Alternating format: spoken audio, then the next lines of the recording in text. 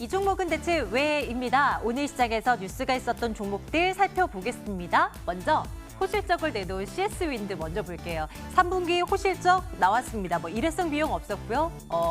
4분기는 더 좋을 것이다라는 얘기가 나오고 있는데 그런 가운데 5% 넘는 상승 기록되고 있는 CS윈드 38,700원 현재 기록되고 있는 거 확인하고 합니다. 또 하나의 실적 잘 나온 기업 휴젤도 한번 볼까요? 사실 다른 경쟁 업체들은 균주 논쟁 때문에 소송 비용이 일회성 비용이긴 합니다만 계속 그게 잡히면서 어닝 쇼크 기록하고 있잖아요. 근데 휴젤은 그로부터 좀 자유로운 상황이고 보툴리눔 톡신이나 그리고 필러 같은 고성장세가 국내에서는 여전히 이어지고 있고 뿐만 아니라 내년에 중국 쪽으로 진출하고 나면 중국 시장에서의 고성장도 기대해 볼 수 있다라는 분석 나오고 있습니다.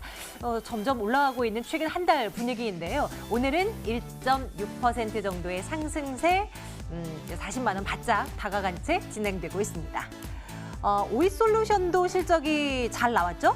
5G 관련주 가운데서도 좀 잘 나오는 기업들이 제법 많이 전해지고 있는 것 같습니다. 창사 이래 최대 영업이익 달성했다라고 하는데 지금 상승폭을 많이 줄이긴 했습니다만 1.12% 상승으로 다시 5만 원 회복하느냐 마느냐 지금 보고 있는 그런 상황이네요. 이어서 한화시스템도 보겠습니다. 오늘 이제 유가증권 시장으로 첫 걸음을 한 한화시스템입니다.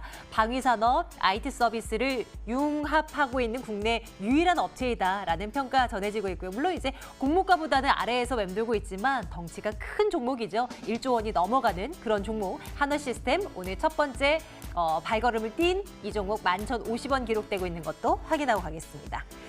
영화 관련주들은 전략을 좀 챙겨볼까 합니다. 그동안 다음 주에 겨울왕국 2 개봉한다는 거 익히 알고들 계시죠? 다음 주 목요일인가? 그런 걸로 기억을 해요.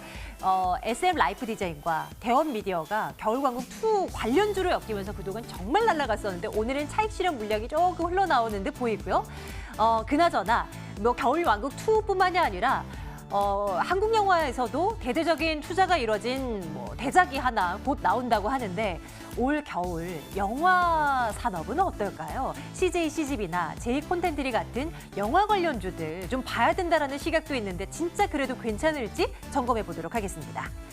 정치 테마주들 오늘 확실히 시장 돈이 갈 곳이 없나 봅니다. 물론 변동성이 굉장히 큰 정치 테마주 아니겠어요? 바른테크놀로지나 서원 같은 경우는 오늘 이낙연 총리 관련주로 엮이면서 또 들썩이긴 했는데요. 5개월여 앞으로 다가온 총선 이벤트 분명 있습니다. 앞으로도 관련주들 들썩이겠죠. 맥락은 다 그겁니다. 후보자와 동문이다더라. 사진 찍었던 이건 좀 넘어갔죠. 하여튼 이런 이슈를 말미암아 관련주들이 들썩이고 있는데 앞으로 어떻게 볼까요? 이것 또한 고민해 보도록 하겠습니다. 신세계와 신세계 인터내셔널도 볼게요. 신세계가 실적이 잘 나왔습니다. 불황에도 명품 판매는 줄어들지 않는다라고 하더니 진짜 그러하네요. 백화점에서는 명품 판매가 여전히 강한 모습 나타내면서 외형 성장을 이루어나가고 있다고 합니다. 자, 나란히 1에서 2%대 강세인데요. 어떻게 볼지 또 대응 전략 챙겨보도록 하겠습니다. 네, 오늘 종목에 대한 이야기요. 유한태증권 영업부 송태영 과장과 함께 말씀 나눌게요. 과장님 어서 오세요. 네, 안녕하세요. 네, 안녕하십니까. 먼저 정치 테마주 시각을 좋다라고 과연 말씀하실지는 의문입니다만 아무래도 총선이 있기 전까지는 아마 시장이 완전히 분위기가 완전히 좋아지지 않는 이상은 이쪽으로 관심이 집중될 수밖에 없을 것 같기는 해요. 오늘도 몇몇 종목들이 튀어오르긴 한데 어떤 시각으로 봐야 될지 좀 고민이 됩니다. 사실 정치 테마주들 같은 경우에는 사실 총선 또는 대선이 있을 때마다 늘 한 번씩 매매를 해야 되는 종목이 아닌가 이렇게는 좀 생각을 하고 있는데요. 사실 요즘 보게 되면 이낙연 총리의 사실 이미지가 워낙 좋기 때문에 그 관련된 주들이 상당히 들썩이는 모습을 보이고 있습니다. 사실 그렇다고 해서 이낙연 총리가 정말 나중에 대선 주자로서의 이 자리매김을 할 수 있을지 이 부분은 사실 지금 불투명하거든요. 민주당에서 그렇게 입지라든지 이런 부분도 좋지 않기 때문에 그런 부분 감안을 하게 되었을 때 이런 부분은 그냥 기대감 내진 테마로서의 움직이는 부분이 상당히 많다라고 보시면 좀 될 것 같고요. 이런 거에 있어서는 계속적으로 조금 더 부각이 안 됐던 부분이 조금씩 더 이제 종목들이 움직이는 경우가 상당히 많았던 것 같고요. 그리고 또 하나 대장주는 좀 빼놓을 수가 없겠죠. 각 이 후보별로 사실 대장주가 다 있습니다. 뭐 이낙연 총리하면 남선알루미늄이 사실 가장 이제 네. 뚜렷한 종목들일 텐데 네. 그 종목들이 사실 어느 정도의 주가 수준을 유지하고 있다라고 보시면은 그 밑에 있는 종목들 같은 경우에도 이 조금씩 아이디어를 다르게 하면서 계속적으로 이제 막 움직이거든요. 그렇죠. 어느 날은 정책 관련된 게 움직이고 어느 날은 동문인 게 움직이고 막 이렇게 움직이니까 그런 부분 봤을 때 일단 바로미터로 삼을 거는 그 인물에 대한 대장주에 대해서 바로미터를 삼고 그 밑에서 이제 나머지는 변동성 플레이를 어쩔 수 없이 하셔야만 한다 이렇게 말씀을 드리고 싶고요. 사실 이런 종목들 같은 경우에 뭐 정말 밑에서 사게 된다라면 사실 끝까지 가져가시면서 변동성을 다 모두 다 취하실 수는 있겠지만 중간에 들어가시게 된다라면 이런 부분에 있어서는 사실 손절가를 미리 어느 정도 생각하시고 들어가셔야 되지 않을까 이렇게는 좀 생각이 되고 있고요. 그런 점 감안을 하게 되었을 때 의견은 사실은 매매는 하셔야 되되 조금 네. 조심히 매매를 하셔야 된다. 이렇게 제가 생각을 해서 글쎄요의 의견을 드리도록 하겠습니다. 참 이게 뭐 항상 매번 이슈가 되었었던 부분이라 분명히 들썩일 거는 알고 있는데 이게 예측 불가이기도 하고 또 사실 큰 그림에서 봤을 때 그렇게 권장할 만한 그런 뭐 추천주 개념은 아니라는 점. 만약에 관심이 있다고 하더라도 약간의 비중을 통해서 약간 뭐 싸게 본다라고 사시는 게 하면 가장 중요해요, 사실은. 그게 싸게 사는 걸 다 한다면은 뭐 다 뭐 성공하지 않겠습니까? 그렇죠. 이런 부분들이 어렵다 보니까 좀 조심스럽게 말씀을 드리게 되는 것 같아요. 그래도 눈에 들어오길래 한번 점검을 해보고요. 신세계 쪽으로 넘어가도록 할게요. 실적이 잘 나왔다고 하는데요. 백화점 부분 괜찮았고 면세점도 이제 뭔가 좀 약자라고 할까요? 조금 이제 뭔가 경쟁이 뭔가 커트가 되면서 좀 완화되고 있는 분위기는 분명 맞는 것 같아요. 뭔가 안정이 되어 갈까요? 어떻게 보십니까? 신세계 같은 경우에 이번에 실적이 나오게 됐었는데요. 실적이 예상보다 좀 잘 나오게 되면서 오늘 조금 상승폭을 그려 나가다가 네. 이 상승폭이 조금 주춤하는 모습을 보이는 것 같아요. 지금 오늘 지수가 좀 많이 밀렸었기 때문에 그런 부분에 있어서 일단 패시브 자금 물량이 좀 나오지 않았나 이렇게는 좀 생각을 해볼 수가 있는 것 같고요. 일단 백화점 부분 매출 자체는 나쁘지 않았던 것 같아요. 어느 정도 매출에 대한 실적에 대한 계상이라든지 이런 부분이 성장으로서 이어지는 부분이 좀 있었었고요. 면세점 부분은 조금 한 세모 정도 표시를 할 수 있는 거라고 생각을 하는 게 네. 매출액 부분은 사실 큰 폭의 성장을 보였었는데 영업이익 같은 경우에는 컨센서스를 하회하는 모습을 보였었거든요. 판관비 때문일까요? 네, 아무래도 그런 비용적인 측면이라든지 이런 부분이 지금 경쟁 심화가 되는 부분에서 완화로 조금씩 돌아서고 있기는 하지만 워낙 이 면세점 관련된 비용 자체는 많이 드는 부분이 있어요. 그런 점을 감안하게 됐을 때에는 일단 이 예전처럼 면세점이 계속적으로 뭐 황금알을 낳는 거위다 이런 역할을 하기 조금 많이 어려워진 상황이 아닌가 이렇게 생각을 해볼 수가 있는 것 같고요. 자회사인 신성의 인터내셔널의 사실 실적 성장이 상당히 좀 눈에 띄는 것 같아요.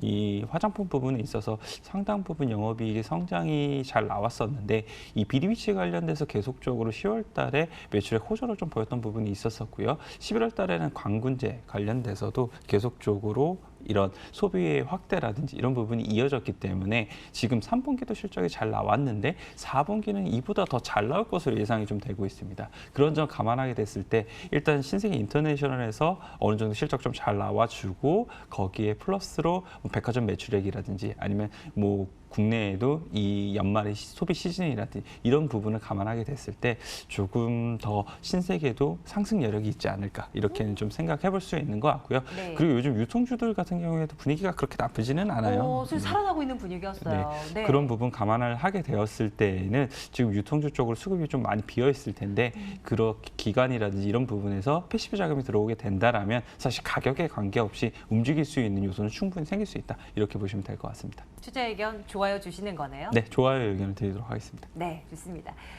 이번에는 영화 관련주들 한번 챙겨볼까 해요. 다음 주에 겨울왕국 2 나온다고 하고요. 어때요? 1년에 한 영화 뭐 몇 편 정도 보시는 것 같아요? 많이 보시나요? 저는 원래는 좀 봤었는데 제가 아이가 태어나게 되면서 요즘은 조금 네. 보지를 못하고 있는데요. 사실 옛날 이 겨울왕국이 이 원이 나온 지가 한 4년, 5년 정도가 됐어요, 맞아요. 벌써. 네. 그때 당시에 CGV의 주가를 보게 되면은 사실 이 겨울왕국이 이 나오고 난 이후부터 상당히 주식 상승을 보였던 부분이 있었습니다. 그랬었어요? 네, 네. 그랬던 부분을 감안하게 됐을 때 만약 네. 이번에도 겨울왕국이 원처럼 잘 되게 된다라면 그런 부분에서 CJ, CGV도 다시 한 번 더 상승이 나올 수 있지 않을까 이렇게는 좀 한번 생각을 해볼 수가 있는 것 같고요. 그런데 그 당시 때 CGV의 주가 상승이 단순히 겨울왕국 때문이었던 꼭 그렇지만은 건가요? 않죠. 뭐 그렇죠. 여러 가지 부분이 네. 섞여 있기는 했었지만 그래도 그때 겨울왕국이 애니메이션 사상 최초로 거의 1,000만 관객을 돌파를 했었으니까 이례적인 일이었긴 했어요. 뭐 그런 부분에서 사실 겨울왕국 2가 어느 정도나 사실 관객이 들어올 줄은 잘 모르겠어요. 근데 만약 한 반 정도만 들어오게 된다 하더라도 CGV 입장에서는 사실 나쁜 게 없거든요. 그리고 올해 보게 된다라면은 사실 이 해외 영화 그리고 해외 애니메이션이 나왔을 때 관객 수가 늘어났었고 한국 영화가 사실 더 많이 나왔을 때에는 이 관객 수가 좀 줄어들었던 부분이 있었어요. 네. 그런 부분 감안하게 됐을 때 일단 모집객 수도 관객 수도 이번에 겨울왕국을 통해서 좀 더 늘어날 수 있는 여지가 상당히 많아졌다. 이렇게 좀 보시면 될 것 같고요. 그에 따라서는 당연히 티켓이 많이 판매가 되게 된다라면 CGV 역시나 실적적인 측면을 뭐 조금이라도 더 개선되는 부분이 있기 때문에 일단 그런 부분에서 워낙 지금 주가도 싸고 일단 움직일 수 있는 토대는 마련이 됐다 이렇게 보시면 되고요. 다만 이제 워낙 이제 변두리에 있는 종목이다 보니까 수급이 좀 들어오지 않는 부분이 있어서 그런 부분이 조금 다소 아쉽다 이렇게 보시면 될 것 같습니다. 그래서 겨울왕국 관련돼서는 지금 사실 CGV보다는 조금 더 작은 종목들이 더 많이 움직이죠. 뭐 대왕 네. 미디어라든지 아니면 뭐 SM 관련된 디자인 종목들이 그렇고요. 많이 움직이는데 이미 너무 많이 오른 거 아니에요? 아무래도 일단 기대감으로서 움직이는 부분이 상당히 많기 때문에 그런 부분에 있어서 두 종목의 사실 지금 접근은 많이 어려우실 거다라고 말씀을 좀 드리고 싶고요. 네. 지금 만약 21일 날 겨울왕국 2가 나왔는데 생각보다 별로라고 한다라면 그런 부분에 있어서 실망감으로 다시 한 번 더 작용을 할 수 있는 부분도 있거든요. 그래서 저는 사실 원을 뛰어넘을 거라고는 생각은 안 해요. 저도 좀 한 50%에서 한 네. 60% 아니, 기대치가 정도 너무 높아진 것 같아서요. 나오게 된다라면 뭐 네. CGV 입장에서 티켓 판매로서는 괜찮을 수 있을 것 같은데 과연 이 IP를 가지고 이 사업을 영위하는 업체들 같은 경우에 어느 정도나 그 판매량이라든지 이런 부분을 예전처럼 올릴 수 있을지 그 네. 지금의 높아진 기대감을 충족을 시킬 수 있을지 이 부분에 있어서는 조금 애매한 부분이 있다 이렇게 말씀드리도록 하겠습니다. 그러면 그 변두리에 놓여 있는 종목 대신에 CJ, CGV를 토대로 투자 의견을 주신다면? 네, 그래서 될까요? 제가 좋아요 의견을 좀 드리는 편이고요. 네. 저는 지금 생각을 하고 있는 거는 이 가격에 대한 부분이 부담이 없는 종목들이 사실상 지금 접근하시기 상당히 좋다라고 말씀을 좀 드리고 싶고요. 뭐 여기에 따라서 모멘텀 발생을 하게 된다면 수급이 몰리면서 이 변동성도 생각보다 더 강하게 발생하는 그럼요. 경우가 많거든요. 그런 거를 노리시고 좀 들어가신다라면 더 좋지 않을까 이렇게 생각되고 있습니다. 영화 대작이 기다리고 있고요. 그리고 겨울로 들어가면서 왜 모두들 실내로 들어가고 싶은 마음들도 있잖아요. 그런 모멘텀들 또 무엇보다 싸다라는 그 메리트까지 CJ, CGV도 좋아요이지만 내일장 토픽으로는 앞서 얘기를 나눈 신세계를 올려두도록 하겠습니다. 자, 오늘 종목에 대한 이야기요. 유한대증권 영업부 송태영 과장과 함께 말씀 나눴습니다. 고맙습니다. 감사합니다.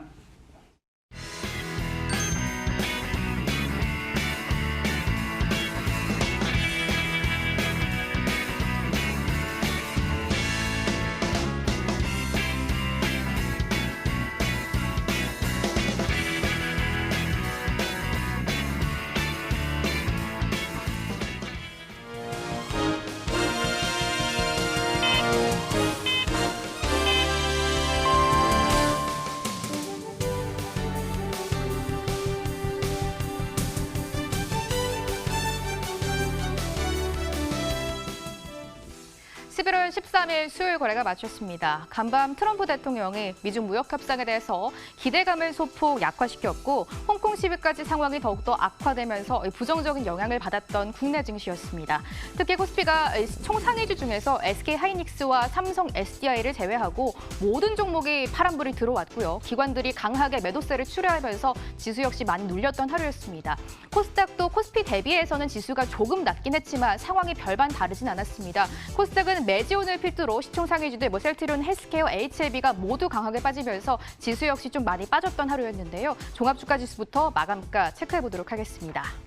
코스피가 0.86% 하락하면서 2122.45포인트의 종가를 형성합니다. 오늘 장중 1% 넘게 지수가 좀 빠지기도 했었는데요. 삼성전자가 마감 부근 들어서 낙폭을 좀 대부분 만회를 했고 SK하이닉스가 상승으로 반전이 되면서 지수는 살짝 끌어올린 채 마감을 했습니다. 그래도 0.86% 하락입니다. 2122.45포인트까지 밀려 내려가면서 종가를 기록했고요. 코스닥은 그래도 조금 낮긴 했지만 역시 부진했습니다.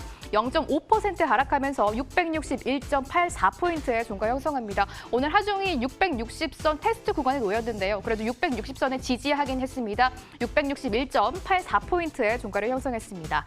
대내외적인 환경이 많이 안 좋아지면서 위안화 가치, 원화 가치가 하락하고 있습니다. 원달러 환율이 다시금 상승으로 방향을 틀었습니다. 오늘 0.64%까지 급격하게 상승하면서 1,168원 20전에 거래 마쳤습니다. 다시 한번 1,170원까지 바짝 다가간 상황 볼 수가 있겠습니다. 중국 지수도 오늘 부진하네요. 0.5% 하락하면서 2,899선 지나가고 있습니다. 어느덧 2,900선을 깨고 내려가면서 거래가 되고 있고요. 일본 지수도 오늘은 좀 많이 빠졌습니다. 0.8% 하락하면서 조금 전 23,319엔대에서 거래를 마무리 지었습니다.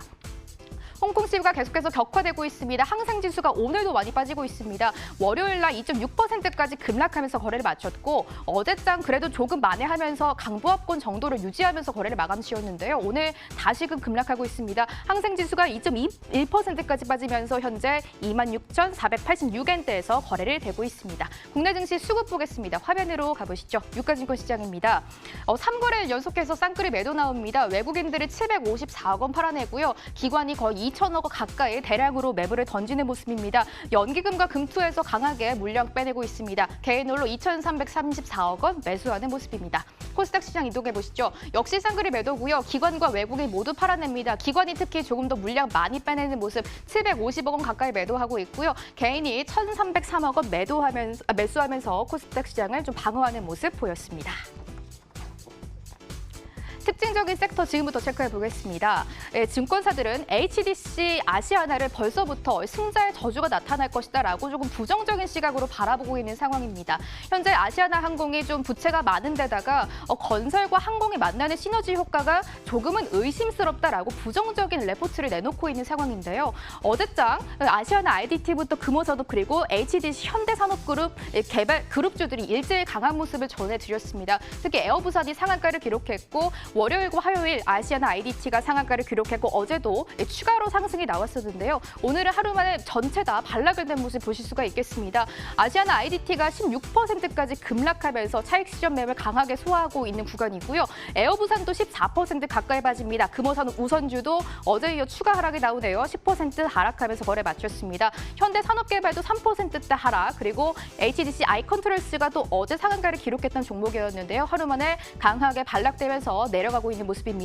오늘도 7%대 급락하면서 12,550원에 종가 형성했습니다. 반면에 조금 연속된, 또 시세가 연속됐던 섹터가 있었는데요. 바로 갤럭시 폴드 관련주입니다. 폴드 관련주들 시세 한번 체크해 보도록 하겠습니다. 어제도 많은 종목들이 52주 신고가를 기록하고 경신했던 종목들이었는데 보시다시피 KH바텍부터 ICD까지 모두 52주 신고가를 기록했던 종목들입니다. 하지만 세경하이테크와 ICD는 장 마감 들어서 시세가 좀 반락되면서 거래를 마쳤네요. 그래도 오늘 52주 신고가를 다시 경신해주는 모습입니다. KH바텍이 이제 21,000원 선까지 뚫어냈습니다. 하지만 역시 윗꼬리를 살짝 달긴 했네요. 오늘 3.7%의 강세권에서 거래를 마무리 지었습니다. 보시다시피 이 거래를 연속해서 또 양봉 나오는 모습 보실 수가 있겠네요. 펜트로닉스도 52주 신고가 기록합니다. 5.3%의 강세권에서 탄력이 유지됩니다. 14,850원에 종가 형성했습니다. 반면 PCB 기판 관련주들은 오늘 시세가 조금 나뉘는 모습입니다. 어제 인터플렉스가 굉장히 잘 갔었는데요. 오늘 하루 만에 반락되면서 거의 6% 가까이 빠지면서 거래 마쳤습니다. 16,350원에 종가 형성했고요. PCB 관련주 오늘은 DAP가 좀 대장 역할을 해주고 있습니다. 오늘은 10% 거의 가까이 시세를 분출해내면서 3,330원에 긍정적인 모습 보이면서 주가 형성했습니다. 오늘의 급등주 이어서 체크해 보도록 하겠습니다. 오늘 코스닥 시장에서 좀 많은 종목들이 상한가를 기록했는데요. ITM 반도체가 상한가 유지가 되면서 거래를 마쳤네요. 3650원까지 올라오면서 거래 마쳤습니다. 애플의 무선 이어폰입니다. 이 에어팟에 배터리 보호 회로를 단독으로 공급 계약을 체결했다라는 소식이 오늘 들려오면서 긍정적인 모습을 보였습니다. 보시다시피 장대 양봉이 나오고 거래도 모두 많이 실린 점 보실 수가 있을 것 같네요. CNG제약도 오늘 상한가 풀리지 않으면서 거래를 마쳤습니다. 하루 종일 좀 이슈가 많이 됐던 종목들이었는데요. 조현병 치료제를 미국 FDA에 허가를 신청했다라는 소식이 엊그저께 들려왔고 어제 이어서 오늘도 또 긍정적인 모습 보여주고 있습니다. 어제는 좀 윗꼬리를 길게 달면서 음봉으로 전환되면서 거래를 마쳤는데 오늘은 시세를 연속적으로 분출해내고 또 시세를 유지하고 있습니다. 4,445원까지 가격 제한폭을 가득 채워가는 모습 보실 수가 있겠습니다. 휴림 로봇도 오늘 좀 상한가를 기록했던 종목들이었는데요. 또 이슈가 두 가지가 있었습니다. 이낙연 총리의 테마주로 엮이기도 했었고 또 하나 또 휴림 로봇의 로봇이 완판이 됐다라는 소식이 들려오면서 역시 상한가 터치가 나왔지만 시세가 좀 연속이 되진 않았습니다. 22% 급등세에서 1,385원에 주가 기록했습니다. 말씀드렸던 휴림 로봇처럼 이낙연 총리의 관련주들 오늘도 한번 시세 점검해 보도록 하겠습니다. 정치 테마주가 이 내년에 4월 총선을 앞두고 벌써부터 들썩이고 있는 상황인데요. 아무래도 이 최장수 총리라는 타이틀을 가지고 있는 이낙연 총리 관련주로 오늘 시세가 완전히 급등되고 거래까지 대량으로 쏠린 모습입니다. 남선 알루미늄이 다시 한번 52주 신고가 기록했습니다. 오늘 6.3%까지 급등하면서 5,280원에 중가 기록했습니다. 어제도 52주 신고가, 엊그저께도 52주 신고가를 기록하고 오늘 다시 한번 3거래일 연속해서 52주 신고가 새로 써내고 있습니다. 이월드도 4.5%까지 강합니다. 5,490원에 중가 형성했습니다. 어제 강했던 남화토건, TK케미칼 모두 빨간불 강하게 켜내는 모습 보실 수가 있겠고요. 앞서 보셨던 휴림 로봇 22% 급등입니다. 또 오늘 좀 특징적인 점이 있었는데요. 이낙연 총리가 관심을 가지고 있는 정책에 또 이에 테마주가 붙으면서 우원개발과 특수건설이 강하게 튀어오르는 모습 보실 수가 있겠습니다. 우원개발이 오늘 장중 상한가를 터치했던 종목이었는데요. 이낙연 총리가 해저터널에 좀 관심을 가지고 있다라는 발언을 내놓으면서 해저터널 관련된 사업을 영위하고 있는 우원개발이 오늘 12% 또 윗꼬리를 달면서 거래 마쳤습니다. 7,210원에 중가 형성했고요. 특수건설은 철도 관련주인데 또 이낙연 총리가 철도 관련된 개발 사업을 또 영위해야 한다라고 밝히면서 이 특수건설도 10% 급등입니다. 6,860원에 중가 형성했습니다. 또 다른 정치인 테마줄도 역시 오늘도 시세 분출하고 있습니다. 두월사도 홍준표 대표의 관련주 2.6% 강세를 보였고요. 황교안 전 총리의 관련주 한창제지도 오늘 2.5% 강세를 보이면서 3,215원을 주가를 형성했습니다. 이어서 3분기 실적을 발표한 종목들 체크해 보겠습니다. 실적에 따라서 주가 방향이 조금 나뉜 모습인데요. 일단 잘 나온 쪽을 보시면 앞서 들으셨던 신세계 오이솔루션 사상 최대 실적을 기록했습니다. 주가 역시 훌쩍 뛰어오르는 모습입니다. 신세계가 2%대, 오이솔루션 1%대 강세를 보이면서 두 종목 모두 윗꼬리를 조금 길게 달면서 거래를 마치긴 했습니다. 파워로직스 역시 사상 최대 실적을 기록을 했습니다. 오늘 1% 가까이 상승하면서 8,780원에 종가를 형성했고요. 한화케미칼이 조금 전 2시에 컨퍼런스 콜을 열고 3분기 실적을 발표했는데 실적이 굉장히 잘 나왔습니다. 3분기 영업이익이 전년 동기 대비해서 60% 정도 늘어났다라고 하고 또 태양광 사업 부문에서 실적이 많이 좋아졌다. 그리고 앞으로 4분기 실적 그리고 미국과 중국에서도 사업이 더 잘 될 것이다라고 사측이 조금 자신감을 강하게 컨퍼런스 콜에서 내비쳤습니다. 주가 역시 쭉쭉 가고 있습니다. 오늘 7.8%까지 급등합니다. 18,550원에 종가 형성했고요. 반면 한화생명과 웅진시크비 부진한 실적을 발표한 두 기업입니다. 오늘 한화생명은 1%대, 웅진시크비는 3%대까지 하락하면서 2,740원에 부진한 모습 보이면서 주가 형성했습니다. 이어서 오늘 대형주들 한번 시세 간단하게 점검해 보겠습니다. 삼성전자, SK하이닉스가 방향이 다르면서 거래를 마쳤는데요. SK하이닉스가 후정 들어서 탄력을 조금 붙으면서 거래 마칩니다. 오늘 강부합권에서 거래 마쳤습니다. 83,000원 선 다시 회복하면서 83,400원에 종가 형성하고요. 삼성전자는 약부합권까지 그래도 올라오기는 했네요. 장중 1% 넘게 하락하기도 했었는데 52,500원까지 올라오면서 약부합권에서 거래를 마무리 지었습니다. 이렇게 오늘 특징주를 전해드렸고요. 내일은 조금 바쁜 하루가 될 것 같습니다. 내일 11월에 옵션 만기일이 기다리고 있고요. 또 내일은 2019년도 수학능력 시험으로 국내 증시가 1시간 늦은 10시에 개장을 하고 1시간 늦은 4시 30분에 폐장을 할 예정입니다. 일정 참고하시기 바랍니다. 마감 상황 자세하게 정리해드렸습니다.